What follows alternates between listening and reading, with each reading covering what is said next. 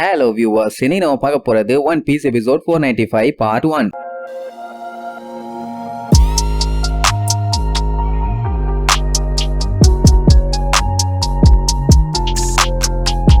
Open பண்ணா போன பார்ட்ல அந்த போர்ச்சமி நம்ம லூஃபிய போட்டு தள்ள வந்தால அந்த டைம் கரெக்டா ஏசும் சாபமும் உள்ள என்ட்ரி ஆகி உள்ள வந்தவனே அங்க இருந்து ஒரு பைரட் அடிச்சு திரிய விடுவானுங்க. ஏசு ஒரு 2 பேர்த்துக்கிட்ட இருந்து பணத்தை ஆட்டையப்பட்டால அவனுங்க சொல்லிடுவானுங்க, இவன் தான் ஏசு எங்க கிட்ட இருந்து பணத்தை ஆட்டைய போட்டு போனவன்னு. ஒரு வழியா அவங்க தேடிட்டு இருந்த ஏசு கிடைச்சிட்டானா இங்க லூஃபிக்கு சந்தோஷம் தாங்க முடியல. ஏசு இவனுக்காண்டி வந்திருக்கான்னு அவன் பாஞ்சு போய் போர்ச்சமியை அடிக்க போவான். கல்லுத்தோட புடிச்சு அலேக்கா தூக்கிடுவான். அவனுக்கு இப்பதான் கொஞ்சம் நிம்மதியா இருக்கு. ஏன்னா ரொம்ப நேரமா லூஃபிய போட்டு அடின்னு அடிச்சு அவன்கிட்ட எந்த ஒரு இன்ஃபர்மேஷனும் கிடைக்கலையா. இப்ப இவனை தேடி கண்டுபிடிச்சு அதுக்கப்புறம் விசாரிச்சு பணம் எங்க இருக்கு என்னன்னு கண்டுபிடிக்கிறத விட இப்ப அவனே வந்து மாட்டிட்டான்ல. அந்த டைம் சாபோ பாஞ்சு வந்து போர்ச்சமி பொட்டனிலேயே ஒரு அடி. அந்த கேப்ல ஏசி எஸ்கேப். அவ்வளவுதான், போர்ச்சமிக்கு கொலை காண்டாயிரும். பின்ன அவன் சாதாரண ஆளா, அவன் பைரட் ஆச்சே. பெரிய ஆளுங்க கிட்ட எல்லாம் வம்பிழுத்தா என்ன ஆகும்னு சொல்லி இன்னைக்கு காட்டான்னு சொல்லி கத்தி எடுத்து வெட்டுறதுக்காக ரெடி அனுப்பான். அந்த டைம் ஏசு இருந்துகிட்டு இந்த லூசு பாயில நான் பாத்துக்கிறேன், நீ போய் லூஃபிய காப்பாத்து நீர்வானா. அவன் வேற கத்தி வச்சிருக்கான் பாத்துக்கன்னு சொல்லிட்டு அவன் லூஃபிய காப்பாத்த போயிருவான். இங்க ஏசு அடிக்கிற அடிய போர்ச்சமி தடுக்கிறக்கே அவ்வளவு கஷ்டப்படுறான். என்னதான் தம்மா குண்டு இருந்தாலும் பையன் அந்த அளவுக்கு டஃப் கொடுக்குறான். இங்க சாபா வேற லெவல். எப்படி இருந்தாலும் போர்ச்சமியோட பைரட்ஸ்ங்க எல்லாம் அங்கதானே இருக்கானுங்க.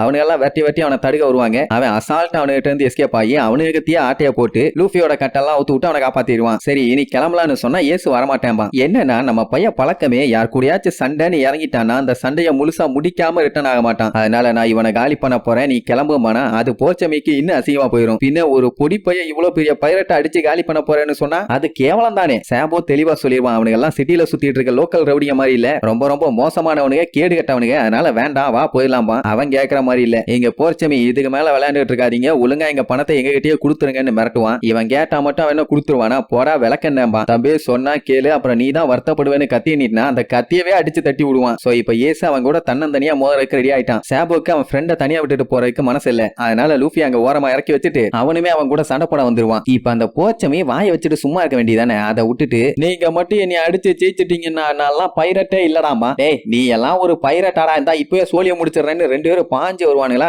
இதோட நீங்க செத்தீங்கடான்னு சொல்லிட்டு கண்ணா பின்னான்னு வெட்ட ஆரம்பிப்பான். லூஃபி அந்த சண்டைய பார்த்துட்டு பேன்னு பேந்த முடிச்சிட்டு இருப்பான். மொத்தத்துல பயங்கரமான சண்டையில ஜெயிச்சது யார் தெரியுமா, நம்ம ஏஸ் பயலும் சாபவும் தான். அவனை போட்டு பொழந்துட்டானுங்க போல எந்த ஒரு அசையும் இல்லாம கிடப்பான். அவனை நேரா அந்த கேப்டன் ப்ளூ ஜாம் வந்து பாத்துருவான். ஏண்டா போர்ச்சமி உன்னைய நிஜமாவே அந்த பொடிப்பையில தான் அடிச்சு ஜெயிச்சுட்டானுங்களான்னு கேட்டா, பாஸ் என்னைய மன்னிச்சிருங்க அந்த பணம்னு எடுப்பான். பொடி பசங்க கிட்ட தோத்த டாக் நீ, என் மூஞ்ச பார்த்தாலாம் பேசாதான்னு கண்ணை வச்சு பொட்டுன்னு போட்டுருவான். சரி ரைட், அதான் பணம் போச்சேன்னு விடுற மாதிரியும் இல்ல. அந்த பணத்தை யாரு கொண்டு வர்றீங்க, சண்டை போடாம அவ்வளவு சீக்கிரத்துல நான் அந்த பணத்தை விடுறதா இல்லாமா, உன்னை கூட இருக்க ஆள் ஒருத்தன் நான் அந்த பணத்தை கொண்டு வரேன் நீர்வான். அப்படியே கட் பண்ணி லூஃபியா காட்டுறாங்க. கதறி அழுதுகிட்டு இருக்கான். இங்க ஏசுக்கும் சாபோக்கும் பாடியில நிறைய அடிதான், பட் இருந்தாலும் பெரிய காயங்கள்லாம் இல்ல. சாபோ ஏச பிடிச்சு திட்டுவான், ஏன்னா அந்த போர்ச்சமி நிஜமான பைரட்டு. அந்த மாதிரி ஆளுகள் எல்லாத்தையும் பார்த்தா தப்பிச்சு போறது மட்டும்தான் நல்லது. ஆனா உங்ககிட்ட இருக்க பேட் ஹாபிட்டுக்கு நீ சண்டை போட்டே சாவேன்னு சொல்லி ஒத்த கால நிக்கிற, இதெல்லாம் நியாயமாடான்னு கேட்டா அவன் நான் இறங்கிட்டேன்னா பயந்தெல்லாம் ஓட மாட்டேன், நின்று அதை முடிச்சுட்டு தான் வருவேன்பா. சாபோக்கு நல்லா தெரியும் அந்த ப்ளூ ஜாம் ஆளுங்க கண்டிப்பா இவனுல சும்மா விட மாட்டானுங்கன்னு. எப்படியும் விரட்டி வருவானுங்க. இப்படி இவனுக்கு டிஸ்கஸ் பண்ணிட்டு இருக்கும் போது அங்க லூஃபி கதறி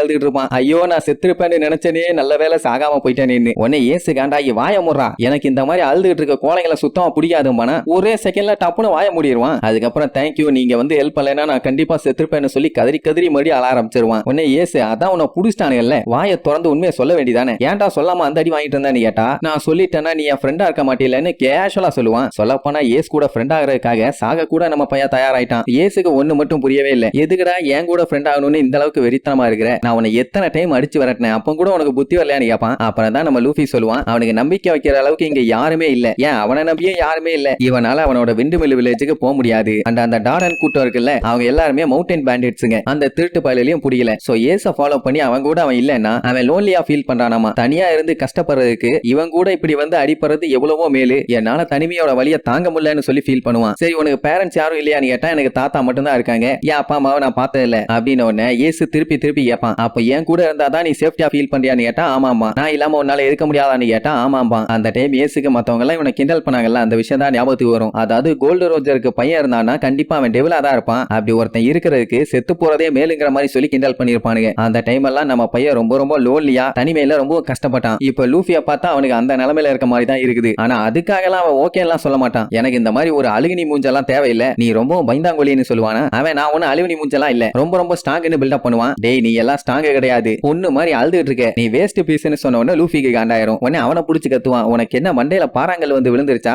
எனக்கு வெறும் 7 வயசு தான்டா, 7 வயசுல நான் இப்படித்தான் இருப்பேன், உனக்காக 10 வயசு எனக்காகும் போது நானும் உன்ன மாதிரியே ஸ்ட்ராங் ஆயிருவேன்பா. டேய் 7 வயசுல நான் ஸ்ட்ராங்கா தான்டா இருந்தேன், இப்படி எல்லாம் உட்கார்ந்து அழலன உடனே அப்ப நான் இன்னும் ஸ்ட்ராங்கா மாதிரி காட்டுறேன்னு ரெண்டு பேருமே மாத்தி முடிக்குவானுங்க. இதுல வேற லூஃபி பைரட்டாவேன்னு வேற சொல்லுவானா, அதுக்கெல்லாம் சான்ஸே இல்ல, நீ ரொம்ப வீக்கா இருக்கேன்னு சொல்லி ஏசிட்டுவான். இப்படியே இவனை இடிச்சுட்டு இருக்கத பார்த்த சாபோ டேய் போதுண்டான்னு சொல்லிட்டு நமக்கு ஒரு பஞ்சாயத்தும்பா. என்னடானா எப்படியும் ப்ளூ ஜாமோட ஆளை போட்டு பொழந்து கட்டிட்டு வந்ததுனால அந்த கேப்டன் ப்ளூ ஜாம் கண்டிப்பா இவங்க யாரையுமே சும்மா விட மாட்டான், கையில கிடைச்சா கழுத்தை நெரிச்சே கொள்ளுவான். இந்த காடு அந்த கோவா பைரட்ஸ் இருக்கானு இல்ல, அவனு இருக்கிற இடத்துக்கு பக்கத்துல தான் இருக்குது. இன் கேஸ் நம்ம சாபோ இங்க தூங்கினதுக்கு அப்புறம் அவன் வந்து போட்டு தள்ளிட்டானா கண்டிப்பா செத்து போயிருவான். அதனால உங்களோட ஹெல்ப் எனக்கு தேவைன்னு சொல்லுவான். என்ன பண்ணலாம்னு சொல்லிட்டு அப்படியே 3 பேரும் ரவுண்ட் கட்டி டிஸ்கஸ் பண்ணுவானுங்க. அப்படியே கட் பண்ணி அடுத்த நாள் காட்டுறாங்க. அந்த டோகரா அப்படியே வாயை பழந்துட்டு நிப்பான். என்னன்னா லூஃபி ஏசு சாபோ 3 பேரும் நல்லா கொரட்டை விட்டு தூங்கிட்டு இருப்பானுங்க. அதுக்கப்புறம் மாகரா ஒரு சைடு பார்த்துட்டு ஷாக் ஆவான், என்ன 3 பேரும் வந்திருக்கானுங்க அப்படின்னா என் கண்ணுல பாக்குறது உண்மைதான், என் கண்ணுக்கும் 3 தெரியுது, உன் கண்ணுக்கும் 3 தெரியுதுன்னு ஐயோ பாஸ் வாங்கன்னு கூப்பிட்டு அந்த டாடாட்ட காட்டுவாங்க. அவ என்னடா நடக்குதுங்கன்னு 1 2 3 1 2 3 அப்படின்னு திருப்பி எண்ணிட்டே இருப்பான். ஏன்னா மொத்தம் 2 பேர் தானே, எப்படி 3 பேர் ஆனானுங்கன்னு.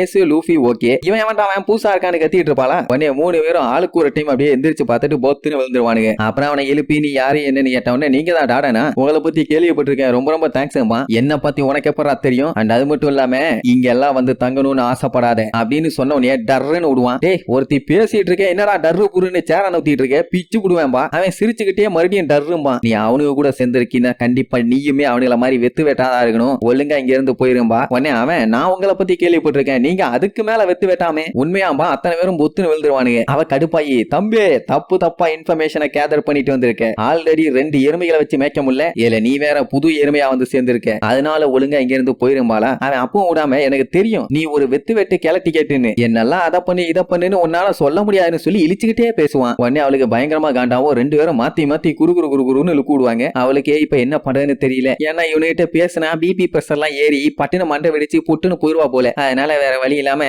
ஏசு சாபோ லூஃபி 3 பேரும் இன்னையில இருந்து ஒழுங்கா வேலை பாத்தீங்கன்னா இங்க இருக்கலாங்கிற மாதிரி சொல்லுவான். ஓகே கேலபேக், இன்னையில இருந்து நாங்க வேலை செய்ய ரெடின்னு சொல்லிட்டு சும்மா கேத்தா 3 பேரும் போஸ்ட் கொடுக்கறதோட இந்த எபிசோடுக்கு எண்டு கார்டு போட்டு முடிக்கிறாங்க.